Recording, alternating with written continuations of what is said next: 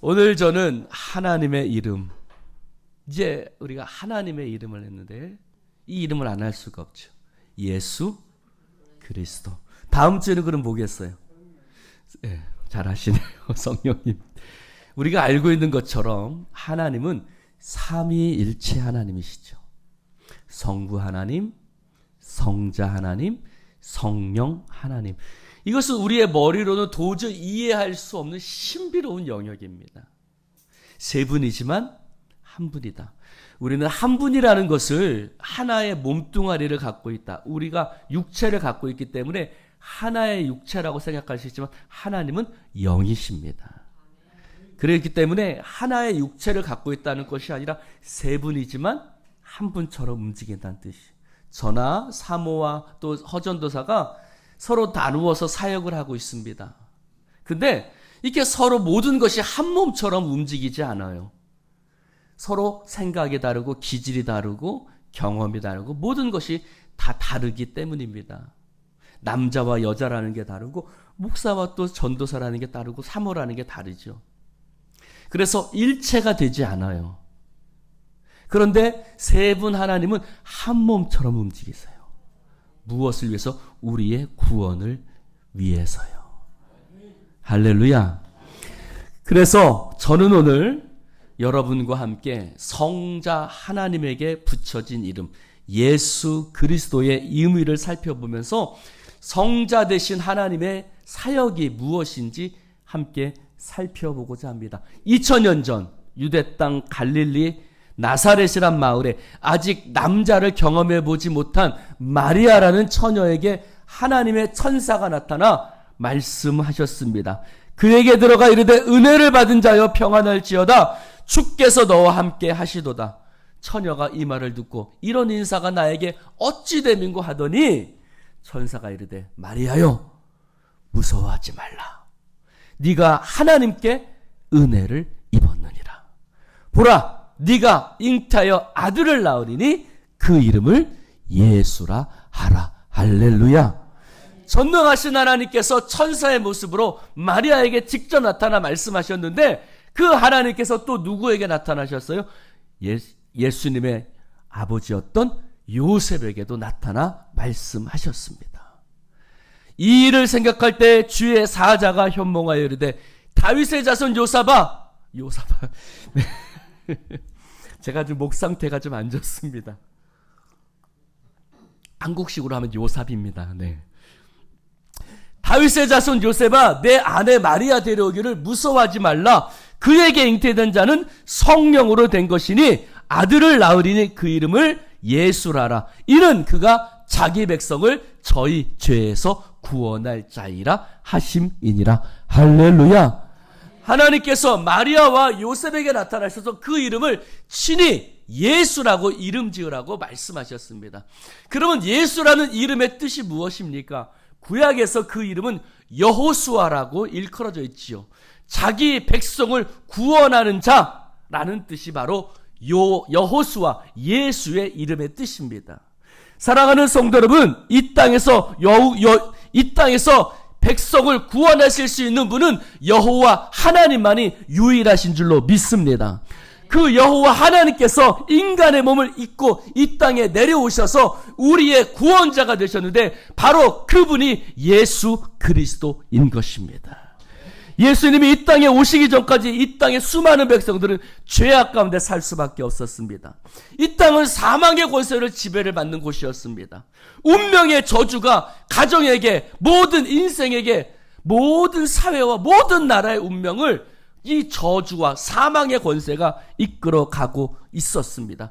그런데 예수 그리스도 안에서 이 모든 저주와 사망의 권세가 깨트려졌습니다. 이것이 예수 이름의 능력인 것입니다. 여러분, 생명과 진리의 길이 여기도 있고 저기도 있는 것이 아닙니다. 오직 생명과 진리의 길은 예수 그리스도 안에만 있는 것입니다.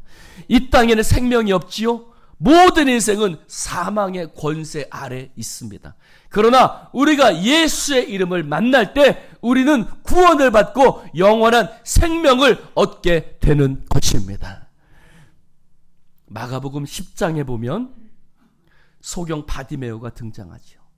거리를 지나갈 때 사람들의 웅성거리는 소리를 듣게 됩니다. 나사렛 예수가 지나가신다는 소식을 듣고 그가 멈추고 다윗의 자손 예수여 불쌍히 여기서 외치기 시작했어요.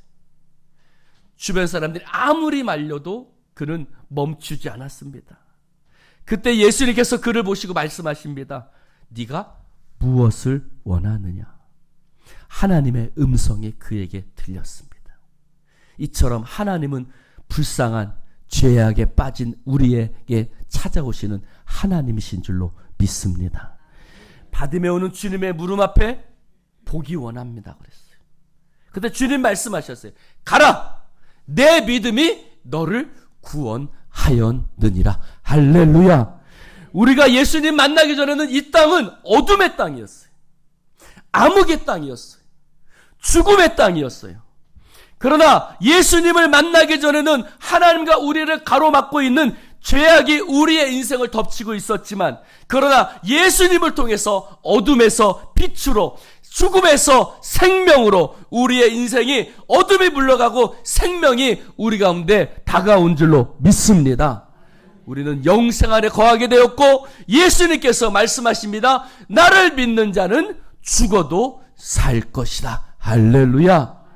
뇌성마비 시인인 송명희 씨가 말 한마디를 하기 위해서는 온몸을 비틀거리고 고통스럽게 외쳐야 했던 뇌성마비 환자였습니다. 그래서 초등학교도 다니지 못했습니다. 그런데 극동방송에서 흘러나오는 말씀과 설교, 찬양과 간증을 듣고 예수를 만나게 되었습니다. 놀라운 하나님의 은혜를 경험했습니다. 그가 예수님을 만나기 전에는 스스로 저주받은 인생이라고 생각하며 살았어요. 그런데 예수님을 만난 이후에 그는 비록 움직일 수 없는 뇌성마비 환자였지만, 그는 여전히 뇌성마비 환자였지만 하나님께서 주신 자유와 기쁨, 은혜와 구원을 경험하게 되었습니다. 예수 이름을 만나고 그의 인생이 변화된 것입니다. 그리고 위대하신 이름 예수 그리스도의 이름을 묵상하며 그가 시를 지었죠. 예수 그 이름 나는 말할 수 없네. 그 이름 속에 있는 비밀을, 그 이름 속에 있는 사랑을, 그 사랑을 말할 수 없어서 그 풍부한 표현 못해서 비밀이 되었네. 그 이름 비밀이 되었네. 사람들 그 이름 건축자의 버린 돌처럼 버렸지만 내 마음에 새겨진 이름은 아름다운 보석. 내게 있는 귀한 비밀이라. 내 마음에 숨겨진 기쁨. 예수 그 이름 나는 말할 수 없네. 그 이름의 비밀을, 그 이름의 사랑을.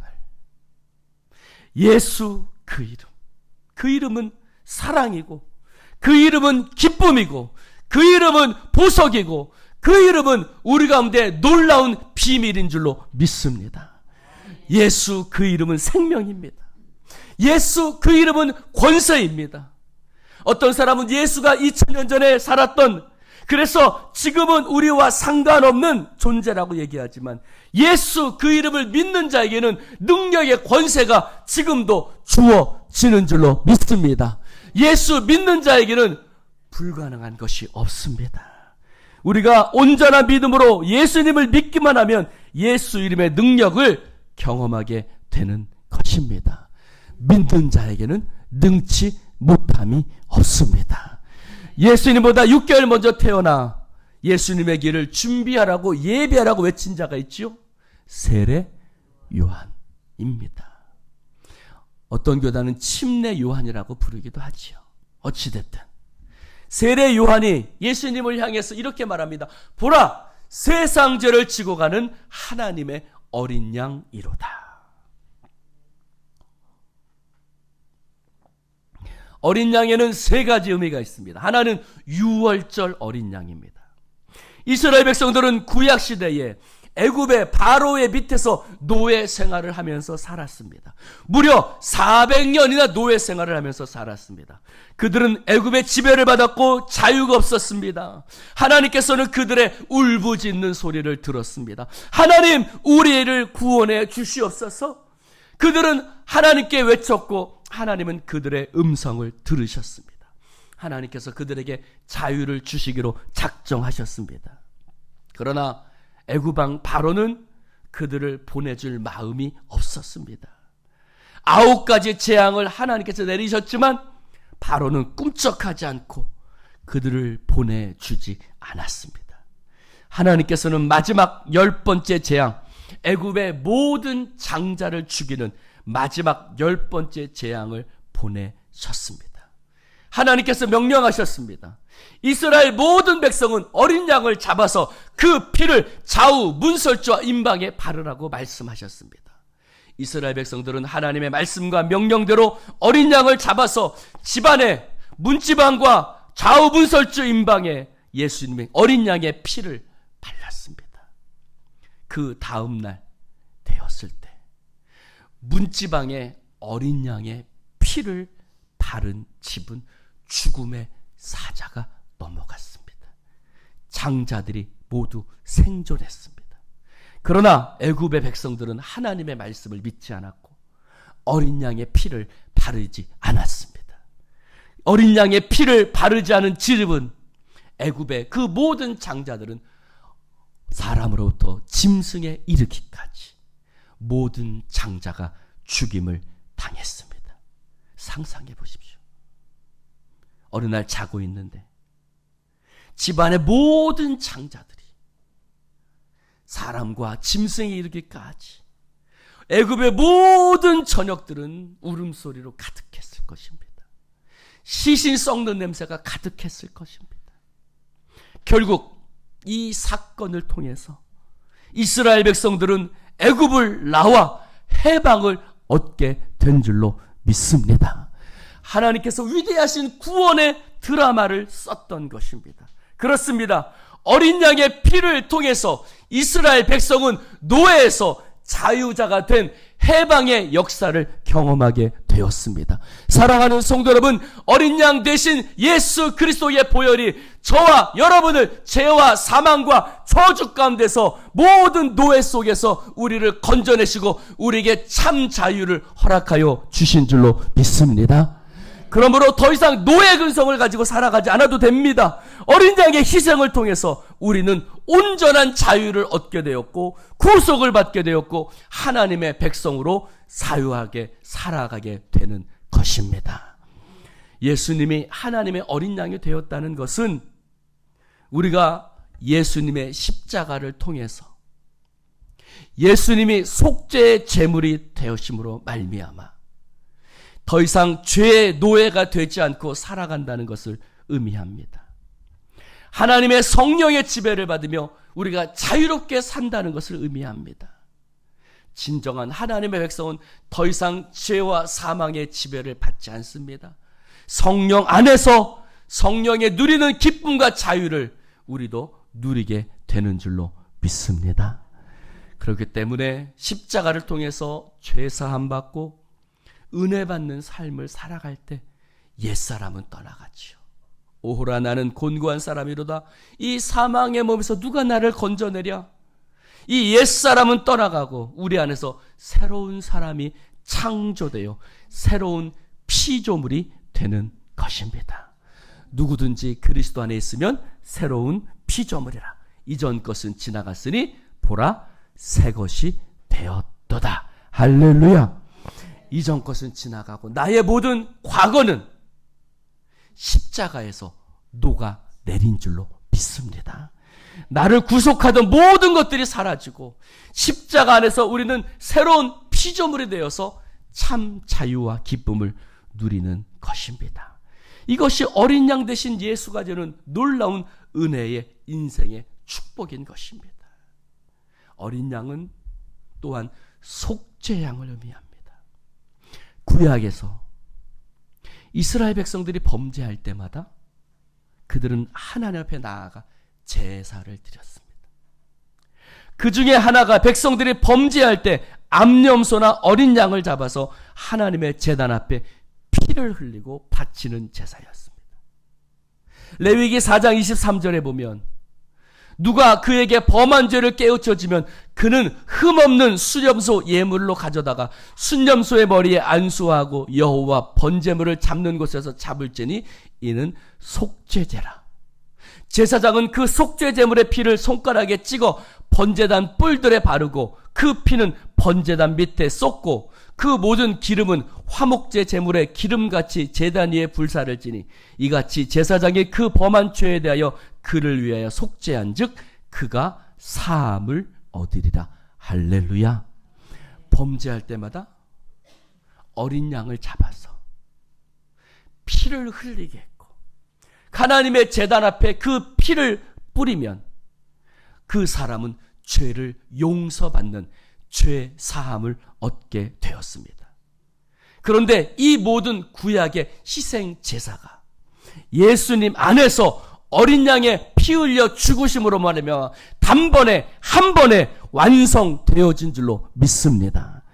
예수님은 온 인류의 죄를 영원한 제사로 단번에 들이신 것입니다.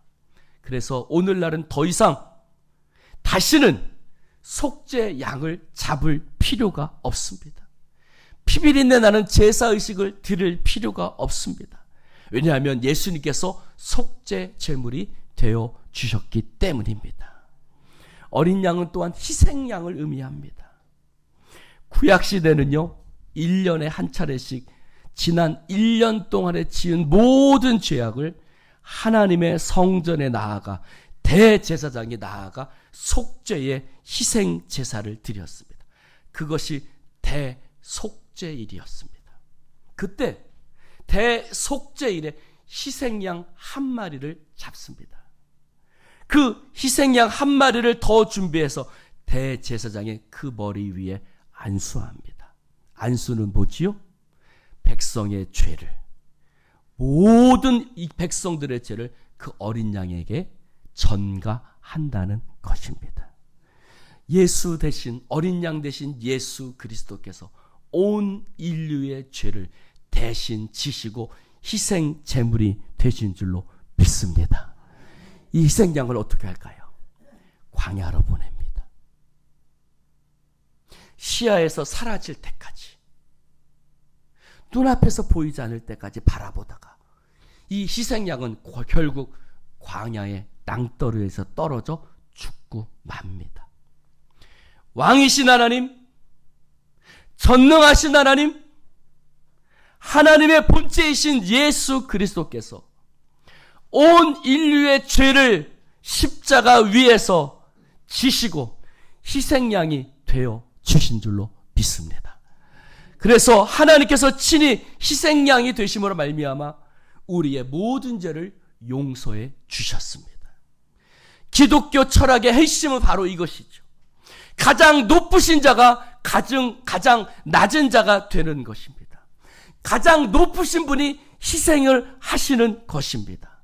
그래서 기독교 복음이 전파되는 곳에는 기독교 문화가 꽃피우는데, 기독교 문화는 무엇이냐면 그리스도가 희생양이 되신 것처럼 하나님께서 내게 주신 권세를 가지고 남의 약점을 캐내는 것이 아니라, 찍어 내리 누르는 것이 아니라, 그 권세를 가지고 약자를 위해서 봉사하는, 십자가에서 피 흘려 죽기까지 희생양이 되신 예수님의 정신으로 사는 것입니다. 사랑하는 성도 여러분, 순종하신 예수 그리스도를 우리는 본받는 것이죠. 예수님은 영혼의 아픔을 듣고 이해하고 섬겨주셨습니다. 예수님을 배운다는 것은 예수님께서 피 흘려 죽기까지 백성을 사랑하고 섬기고 희생하신 것처럼 다른 사람들을 희생하고 사랑하고 섬기는 삶을 사는 것을 의미하는 것입니다. 사랑하는 성도 여러분, 예수님의 또 다른 이름이 있죠. 바로 임마누엘입니다. 임마누엘의 뜻은 하나님이 우리와 함께 하신다는 뜻입니다. 임은 함께라는 뜻이고, 마누는 우리와, 그리고 엘은 하나님이라는 뜻입니다. 하나님이 우리와 함께 하신다는 뜻이죠. 창조주 하나님, 전능하신 하나님이 영원부터 영원까지 우리와 함께 하시는 줄로 믿습니다. 여러분, 우리는 얼마나 죄 많은 인생입니까? 아까 장로님도 기도하실 때 우리의 허물 많은 모습 그대로, 죄 많은 모습 그대로 하나님께서 받아주신다고 말씀하셨는데, 우리 속에는 소망을 찾을 수가 없습니다. 그런데 위대하신 하나님, 전능하신 하나님께서 나를 버리지 아니하시고 나에게 찾아오셔서 우리와 함께하여 주시는 줄로 믿습니다. 이 임마누엘의 약속만큼 위대하고 영광스러운 약속은 없지요. 이 임마누엘의 약속은요, 이사야서 7장에 처음 등장합니다. 그 시대는 예수님의 오시기 700년 전이었습니다.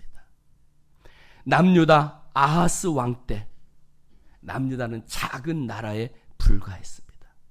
그 강대국에 둘러싸여 있을 때 북방에서는 아람왕 르신이, 그리고 이스라엘은 베가가, 그리고 아수르가 이 유대 땅을 호시탐탐 시시각각 위협하고 있었습니다. 그때 하나님께서 이사야 선지자를 통해서 하나님께서 말씀하셨습니다. 아무리 강대국들이 위협한다고 할지라도 두려워하지 말아라. 전능하신 하나님이 함께 하신다. 할렐루야.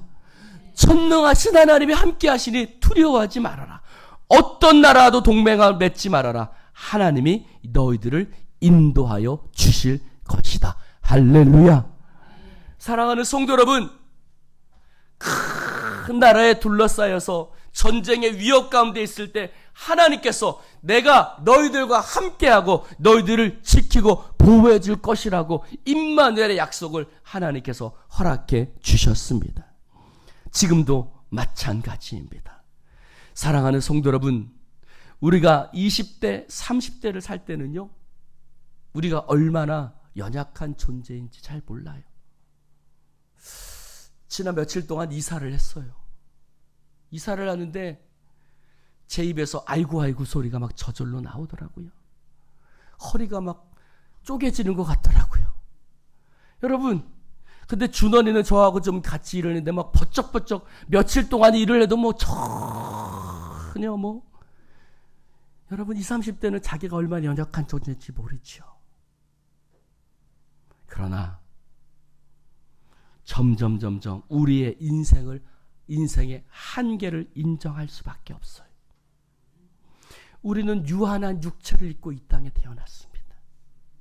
그런데 전능하신 하나님께서 우리의 모든 죄를 용서해 주시기 위해서 연약한 인간의 몸을 입고 이 땅에 오신 그 하나님께서 임마누엘, 영원토록 우리와 함께 하시는 하나님이 되어 주시겠다고 약속해 주신 줄로 믿습니다.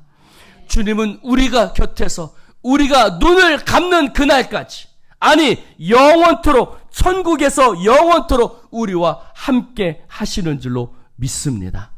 하나님께서 모세를 부르셔 강력한 바로 왕과 싸우라고 나가라고 말씀하실 때 모세는 거절했어요. 하나님, 나 아무 못해요. 어눌하고 힘이 없고 감당할 힘이 없었죠. 그때 하나님께서 약속해 주셨어요. 내가 너와 함께 하리라. 하나님이 모세의 인생을 붙잡기 시작하셨을 때 그의 인생은 더 이상 연약한 인생이 아니었습니다. 그 시대의 가장 강력한 나라가 애굽이었고 그 시대의 강력한 힘을 가진 자가 바로였습니다. 그러나 하나님께서 그 어느라고 힘이 없는 모세를 붙들어 주셨을 때 그 모세는 가장 강력한 나라 애굽과 바로도 두려워하는 하나님의 능력이 임하는 존재가 된 줄로 믿습니다. 그는 홍해를 가르고 이스라엘 백성을 이끌고 출애굽의 위대한 역사를 만들어냈습니다. 전능하신 하나님이 함께 하시기 때문입니다. 모세가 가나안 땅을 목전에 두고 하나님께서 그를 데려가셨습니다. 그의 후계자 여호수아가 그의 뒤를 이었습니다. 사실 모세가 죽고 모세가 떠나가고 아직 여호수아에게 지도력이 제대로 모여지지 않았을 때입니다. 그 두려워하는 여호수아에게 하나님께서 나타나 말씀하십니다. 두려워하지 말라.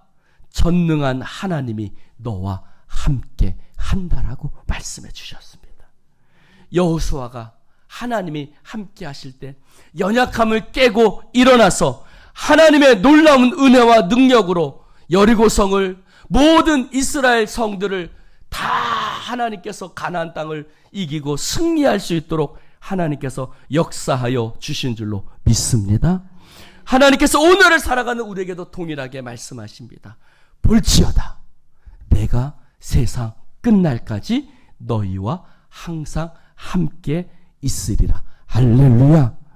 사랑하는 성도 여러분, 우리가 이 땅을 살아가면서 받을 수 있는 최대의 격려와 위로는 무엇일까요?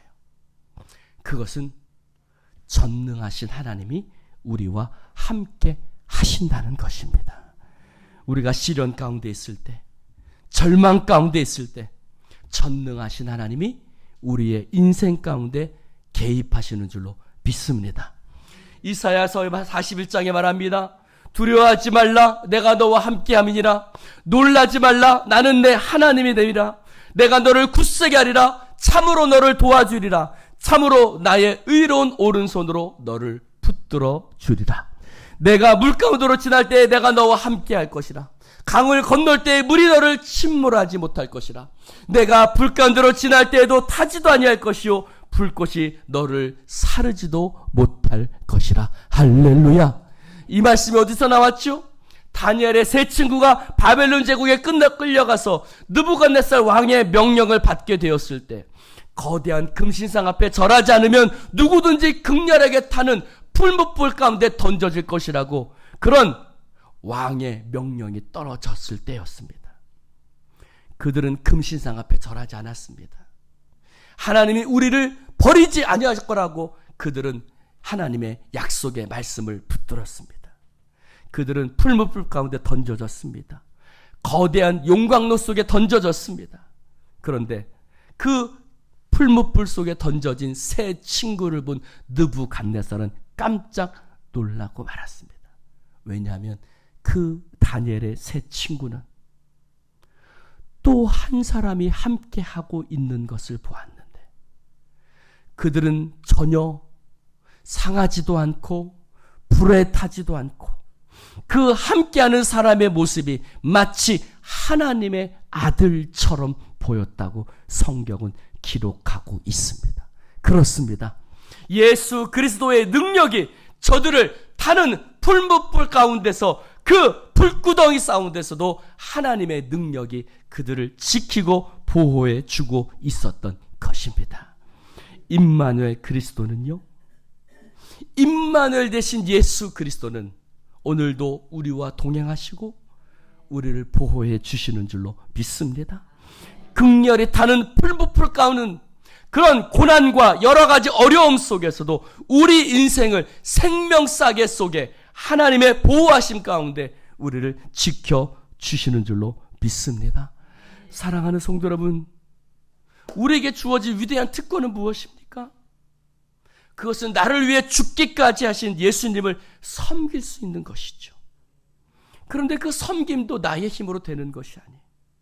마가복음 16장 20절에 보니 제자들이 나가서 두루 전파할세 주께서 함께 역사하사 그 따르는 표적으로 말씀을 확실히 증언하셨다고 그랬어요. 하나님이 함께 하심으로 말미암아, 주님의 능력이 그들과 함께함으로 말미암아 그들이 자신의 사역을 감당할 수 있었다는 것입니다. 사랑하는 성도 여러분, 예수님의 제자들이 갈릴리 폭풍우 치는 바다 가운데 갈 때에도 하나님이 함께 하셨습니다. 폭풍을 칠 때에도 주님이 함께 하심으로 말미암아 그 모든 것들을 이겨낼 수 있었던 것입니다. 사랑하는 성도 여러분, 우리는 이 땅에서 영원히 살 수 없는 존재죠. 한 사람 한 사람은 다 우리는 떠나보내면서 살아야 하는 존재. 어떤 의미에서 이 땅은요, 이별의 땅이라고 말할 수 있어요. 그래서 우리는 슬픔에 가슴을 적실 때가 참 많죠. 그러나 기억하십시오. 전능하신 하나님께서 우리와 함께 하시고 우리를 영원한 생명의 길로 이끌어 가시는 줄로 믿습니다. 우리를 위로하시고 우리를 동행하시고 우리와 함께 하시는 줄로 믿습니다. 우리를 영생의 축복으로 이끌어 가시는 줄로 믿습니다. 그러므로 다윗은 시편 23편에서 이렇게 노래합니다. 내가 사망의 음침한 골짜기로 다닐지라도 해를 두려워하지 않을 것은 주께서 나와 함께 하심이라. 할렐루야. 기도합시다.